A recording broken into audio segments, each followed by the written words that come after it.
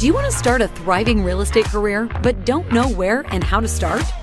Do you want to become a successful realtor or investor but lack the required knowledge and skills? Gear yourself up with the best and actionable advice here on the Real Estate Rundown.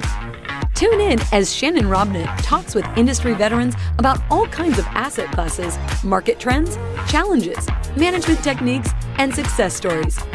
Listen to informative discussions with valuable tips that will serve as the foundation for your incredible real estate venture.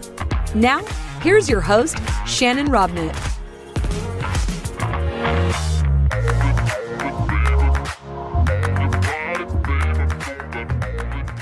Hey everybody, welcome back to the Real Estate Rundown. Today you're in for a treat. I have the opportunity to have a friend of mine on the show that I actually got to spend some time with earlier this year and really got to know him well. I want to introduce him to you, my buddy Sam Wilson. Sam, how are you, man? Hey, I'm great, Shannon. How about yourself? Doing all right. Sam, where are you in the world this fine whatever day we are? Tuesday, Wednesday? Wednesday. It is Wednesday. I don't keep track of days very well. Clearly to you. It's I'm based out of Memphis, Tennessee. Perfect. You know, Sam, you have an interesting story because there's a lot of things in your life right now that you never intended to be involved with. Am I right, my friend? You're 100% right. And in fact, I would say everything in my life that is good actually is entirely coincidental. My wife and I laugh about that the other day. It's like everything from, I'm kid you not, my kids, my dog, my wife, my house, even my vehicles just showed up. And it's like, wait, like everything great. It's all good. I love it all, but I didn't go looking for any of this. I even say my wife, like I didn't really necessarily want to get married. Just a pretty smart girl came along and I'm like, oh, if I don't take her, she's going to run away. I better keep her. Well, so now that you've confirmed to all of my audience members that you're not stupid, pretty smart girl showed up, you kept her. The dog showed up, you kept him. Yep. The kids showed up. And so far, we're keeping them. Yeah. Well, Sam, how does a guy get that lucky? Trial and error, man, and a lot of hard knocks. I'll tell you that. It's the thing. I've said this over and over. Like I can write a book on how to fail, right? Yeah. I mean, those are the successes that come along with just beating your head into a wall way too many times. But Sam, I was just having this conversation with another person, and we've been conditioned as a society not to have failures. We've all viewed failures as bad things, but I've actually think I'm going to try and coin this phrase that I actually do have $1 for every time I failed, because it's through the failure that I learned how to succeed, and that's where I've made the money. Right, for sure. Yeah, I mean, there's no the phrase "there's no failure, there's only feedback," right? Couple that with none of us get out of here alive. Right. And you sure as heck better be doing something, that causes you to fail along the way. Like if you're not gambling or risking in some regard and not getting feedback going, oh crap, that didn't work. Yeah. You're probably playing it way too safe. Yeah. No, and that's true because, we don't want that. We don't want to get close enough to the line that it hurts. We want to make sure that we're right down the middle.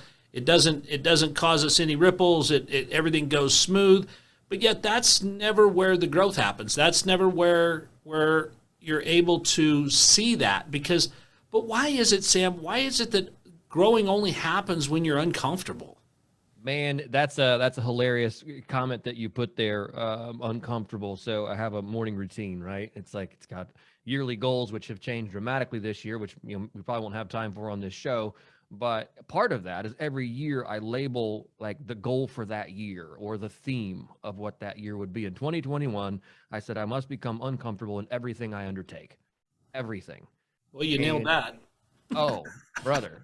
I mean, I have only known discomfort this year, but I've seen amazing things come out of it, right? Like so I can't complain. It's just. Are you getting comfortable with being uncomfortable? I know that sounds cliche, but is there a point where you recognize that the best things that happen to me, growth-wise, personal, business, come in that space? Does it make it any easier to stay there and get your head caved in? Yes, it does, because you have to ask yourself. Dang it. Sorry. Where's the part where you can just sit in the sun and eat chocolate and you get the same results? That's the one I want to sign up for. It's not on this side of the river, friend. It's not there. I guess I had a thought there for you that you had triggered. It was, not failing forward or not, I don't know, failure. There's no failure, there's feedback. That was one of the great thought I had, but it's gone now. So anyway, It'll come back to you yeah, for sure. in another time of discomfort. That's right. Absolutely.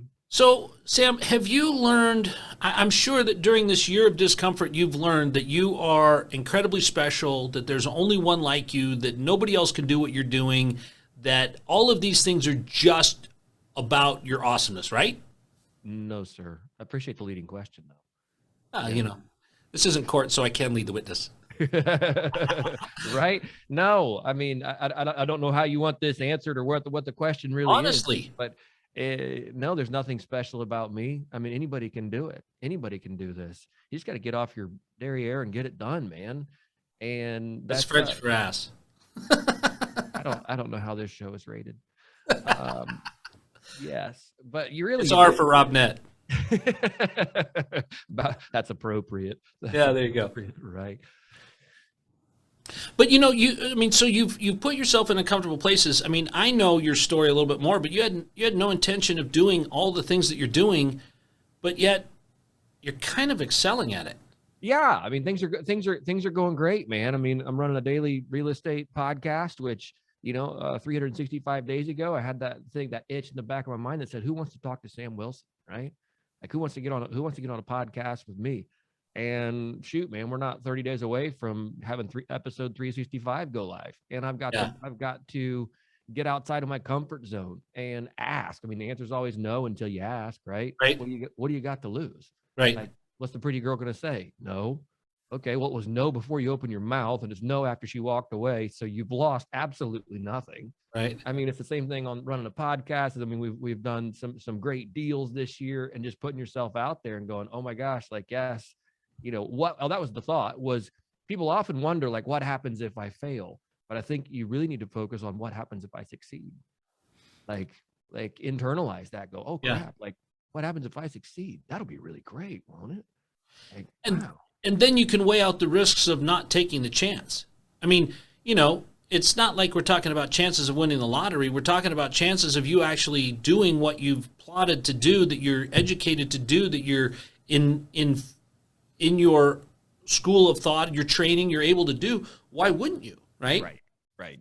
Absolutely. So what is it that you're finding is really making this uncomfortable season of your life work for you? Growth. I think that's it. You get So what are you, about 9'8" now? No, thankfully, that happened early on. I was 6 feet tall when I was 12. So I stood over everybody in class like the giant. I still haven't found my hands yet. My coordination never did catch up. But growth, literal, internal growth, like growth as a person. I realized that today when I had an opportunity shipped my way. It was something I was working on 2 years ago. A deal or a letter of intent we had submitted, no interest, dissipated, fell apart. And then Monday I got a call like, "Hey, we're actually interested in selling this." Oh, interesting. And I knew I was a different person today reading that LOI. I'm like, you know what? I can put that together. Two, there's an internal sense of confidence and just knowing what I'm doing. It's like, that's growth. So that's part of it. Just having that internal confidence on the growth side. And I guess that's probably the answer to it, is just growth in general. And that really, I mean, there's only one way to get it, right? And we both know that. So with that, on a scale of 1 to 10, how uncomfortable were you this year? 9.9. And how much have you grown this year? Incredible amounts. I mean, both as a business person, as an individual, just on our home front, we can share the 30-second version of the story. We had 3 foster kids show up on February 1st. It literally was a 30-minute family, 5, 3, and 1, or 5, 3, and 8 months from abuse, trauma backgrounds. I didn't sleep for 7 months. I kid you not. I had no more than 2 hours at a time sleep from February until, late August, is when we finally got everybody finally in a rhythm. Finally, it's like, oh, wow. So yeah, that's really uncomfortable. At points we were on the knife's edge of sanity and insanity. Like sleep is a biological necessity. And when you run, months at a time, you just go, crap, like things aren't good. Things aren't good. That's why they use it to interrogate people, right? Sleep deprivation is an effective tool. An effective tool. That's why your wife wakes you up at 3:00 in the morning and wants to talk about it, right? No, thankfully not. But yeah, so I mean, coupling with running a business, coupling with, we've taken down, somewhere between $30 to $35 million in deals this year. Nice. Great. Yeah. So I mean, still humping it out on the work side. Right. But still, I mean, that's very uncomfortable. Still putting out a daily podcast, which for those that don't know, it's a heck of a lot of work. It is. And, I don't know how often yours airs, Shannon, but, it's work. Yeah. It's work getting it all done. No, it is. And, when you look at what your next year's looking like, you said you write down goals every year. Are you looking to be at a 9.9 on the uncomfortable scale for 2022? Absolutely not. You got to don't want that much growth, huh?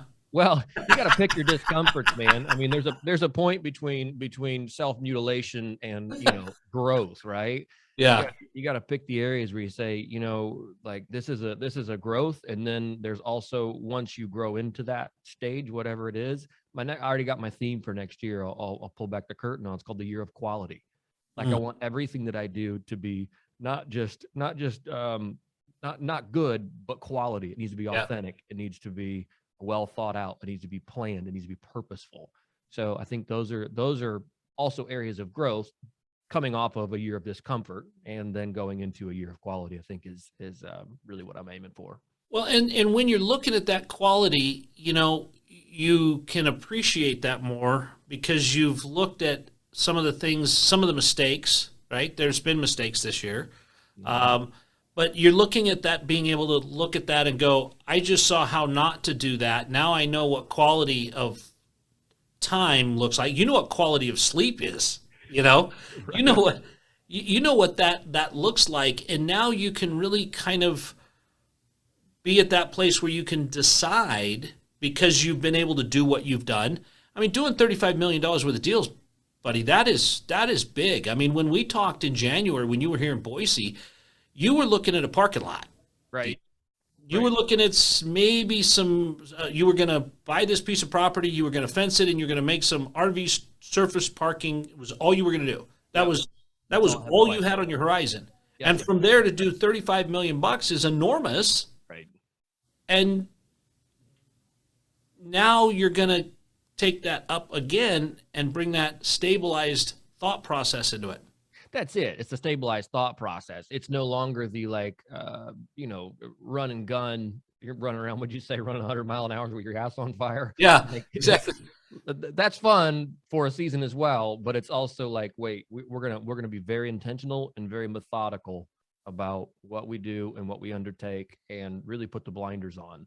And but I also said, if I wasn't doing that, I'd probably be on the hunt for a gas can and a lighter, I mean, and there's a lot of truth in that, but you're right. To have that quality, to have that balance in, deal flow and family life and sleep and, all of those kinds of things but you wouldn't know that unless you'd had the year you've had. Right.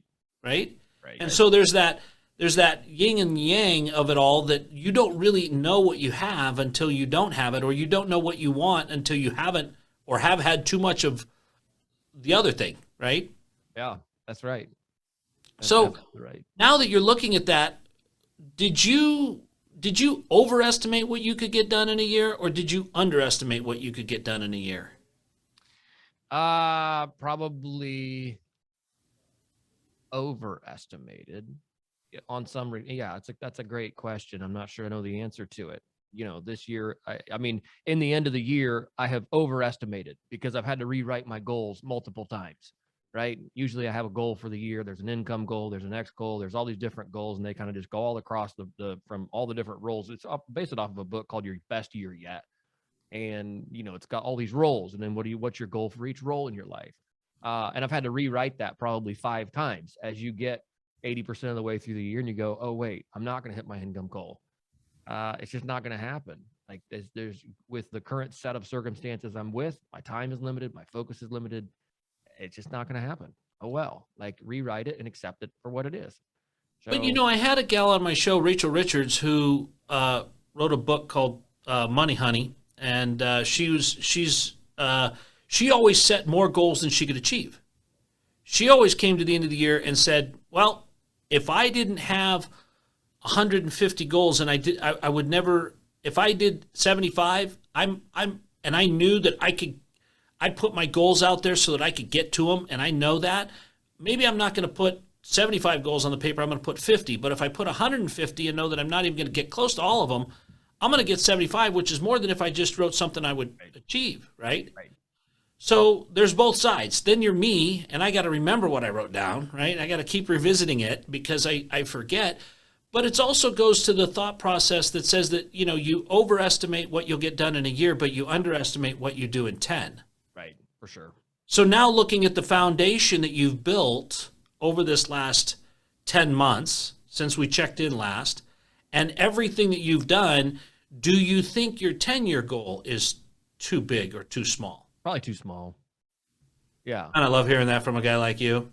I mean, seriously, because, there were so many things where when you and I spent the day together, we just really understood a lot of the background, and we really, there was a lot we had in common, and to hear that you can put that foundation and have that year of tribulation, biblical tribulation. I mean, there was everything but locust in my life. I don't know how yours went, but we're coming to the end of it, and now we go to that quality. Right. Yeah, I had frogs. But I almost hit a turtle going through Florida, so. But now you can put that quality in, and now you've got that ability to go, I'm going to blow this up. I am absolutely going to get way farther than I thought because of everything I had year one, right? Yep. It's the foundation, man. That's it. It is establishing a firm foundation from which to now build upon. Shoot, you should know something about building foundations. I know a few things, but I love your compression of the timeline. I mean, you got the dog, the kids, the truck all this year, right? Not the dog, the kids, the truck, and the kids in the truck were this year. But yeah, you're like one thing short of a country music song. I know. I mean, you need. I do have an RV. I mean, maybe we could throw that in there for a. Well, either that or I came to me on accident too. So. Yeah, I could put your address on here and tell my listeners to bring you a dog. Then you got 2 dogs. No, I'm good. No, but so Sam, if you're going to boil this down and you're going to just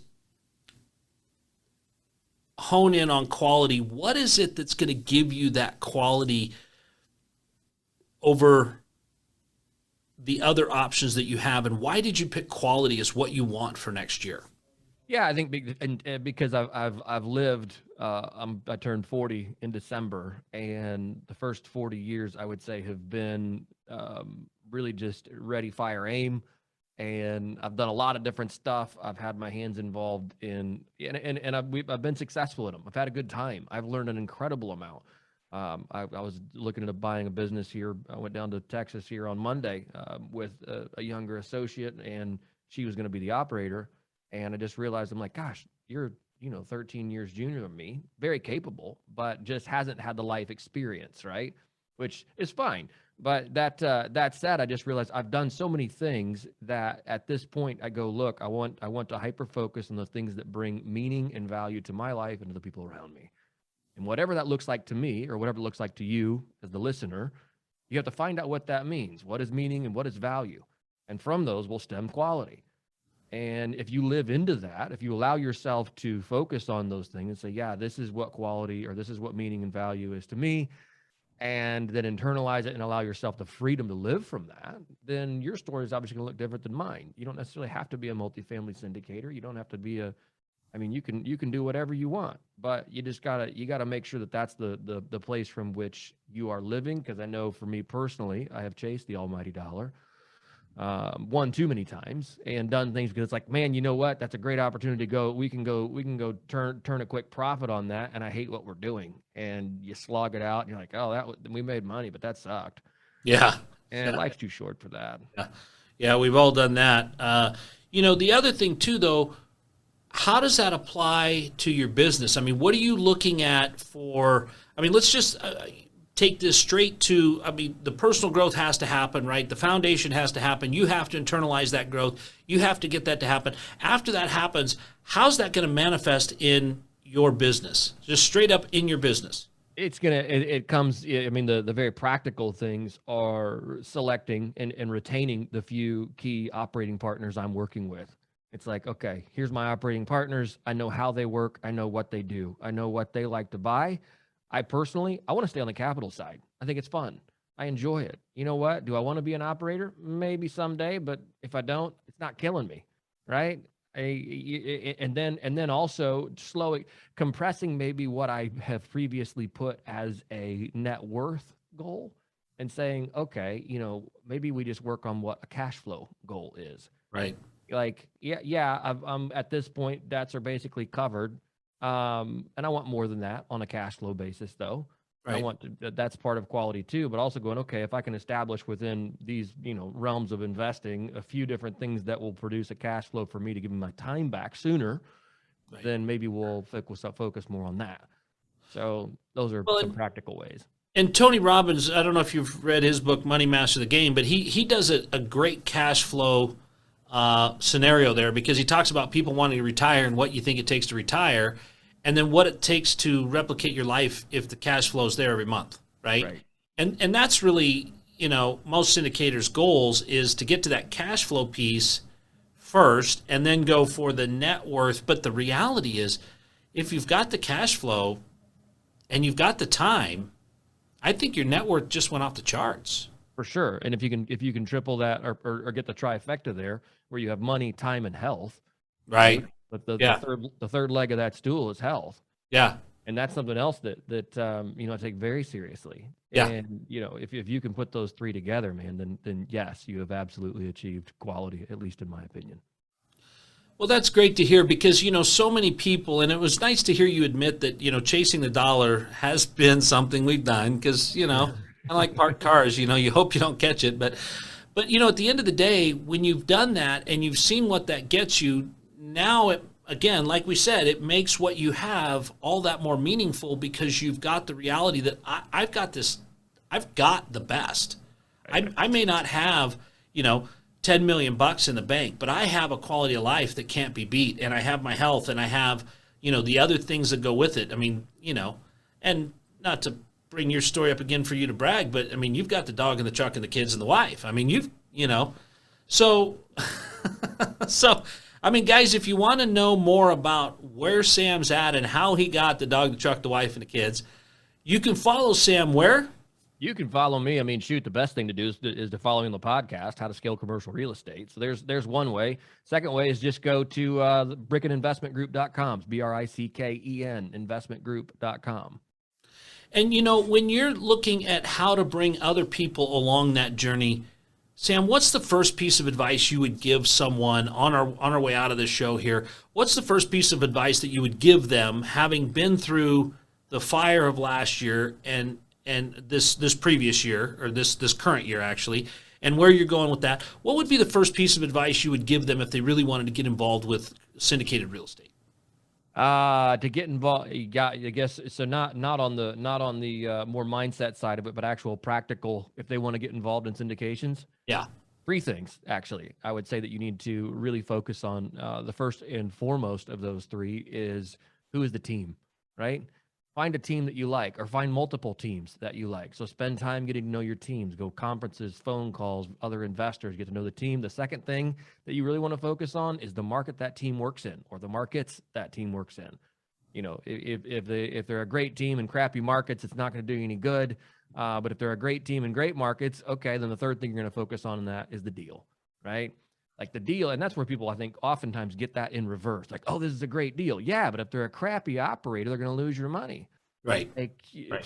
Start with again, like I was talking about earlier, the foundation. Start with the team. Yeah. Get your team figured out. Okay, that's my team. Now we go out and find the markets that team works in. You say, okay, I like this market you're working in, but not that other one. So whatever, do your market research. And then the third thing, of course, then start looking for the deals they send you. And when they send them to you, find out if the projections and everything lines up and makes sense. I even ask for the underwriting file. But and that's where I'd start. Yeah. And that's important, because if you're not doing that, then you're not learning. And if you're thinking every deal works, man, you're going to, look, I'll be honest, there's never been a piece of real estate I haven't fallen in love with, but it doesn't mean I went home with it, right? I left some of them with the seller, right? So Sam, I really want to thank you for showing up here today and really bringing that authentic truth that a lot of people don't give us on in our lives, where you've really been able to be vulnerable and talk about the challenges you've had this year and the way that's helped you to grow. Not everybody wants to talk about that. So I really appreciate that, man. I really appreciate you. And guys, I want to thank you for being our listeners and tuning into the Real Estate Rundown. Don't forget to like, share, and subscribe to the Real Estate Rundown on Spotify, iTunes, or wherever you get your podcasts to get automatic updates. You'll also find us on Instagram and YouTube. Love it if you'd leave us a review. Love to hear your feedback, and I will answer it personally. But guys, once again, thanks again for tuning in to the Real Estate Rundown. We'll talk to you next time. That's a wrap for today's episode of the Real Estate Rundown. Let these newfound strategies pave the way to start a successful career or a profound rebranding. If you loved everything you have heard, listen to more conversations at www.shannonrobnett.com. And be sure to leave a rating, share it with your friends, and subscribe. Until the next episode.